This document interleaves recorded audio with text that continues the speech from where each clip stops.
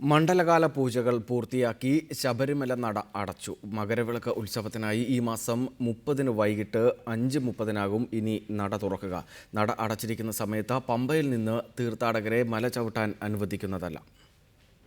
41 ദിവസത്തെ കഠിനവ്രതത്തിന്റെ നാളുകൾ പൂർത്തിയാക്കിയാണ് ഇന്നലെ രാത്രി 10 മണിക്ക് ശബരിമല നടയടച്ചത്. വൃശ്ചിക പുലരിയുടെ ഐശ്വര്യം ഭക്തരിലേക്ക് പകർന്നുകൊണ്ടായിരുന്നു മണ്ഡലമാസ തീർത്ഥാടനത്തിന് തുടക്കം കുറിച്ചത്. തീർത്ഥാടനത്തിന്റെ ആദ്യ ദിനം മുതൽ തന്നെ എല്ലാവരുടെയും കണക്കുകൂട്ടലുകൾ തെറ്റിക്കുന്ന ജനപ്രവാഹത്തിന് കൂടിയാണ് ഈ മണ്ഡലകാലത്ത് ശബരിമല സാക്ഷ്യം വഹിച്ചത്. അവധി ദിവസങ്ങളിൽ തിരക്കില്ലാതെയും ആഴ്ചയുടെ ആദ്യ ദിവസങ്ങളിൽ എല്ലാ കണക്കുകൂട്ടലും തെറ്റിക്കുന്ന തീർത്ഥാടക പ്രവാഹവുമായിരുന്നു ശബരിമലയിലേക്ക്. 18 മണിക്കൂർ വരെ ക്യൂവിൽ നിന്ന ശേഷം സന്നിധാനത്തെത്തി ദർശനം നടത്തിയവരുമുണ്ടായിരുന്നു. ഇതിനിടെ അർവണക്ഷാമവും ശരണമന്ത്രങ്ങൾക്ക് പകരം തീർത്ഥാടക മുദ്രാവാക്യങ്ങൾക്കും ഈ മണ്ഡലകാലം സാക്ഷ്യം വഹിച്ചു. വരുമാനത്തിന്റെ കാര്യത്തിലും സർവ്വകാല റെക്കോർഡാണ് ശബരിമലയിലുണ്ടായത്. മണ്ഡലപൂജയ്ക്ക് മുൻപ് തന്നെ 100 കോടി കടന്ന വരുമാനം മണ്ഡലപൂജയ്ക്ക് ഒരു ദിവസം മാത്രം അവശേഷിക്കെ 141 കോടിയിലുമെത്തി.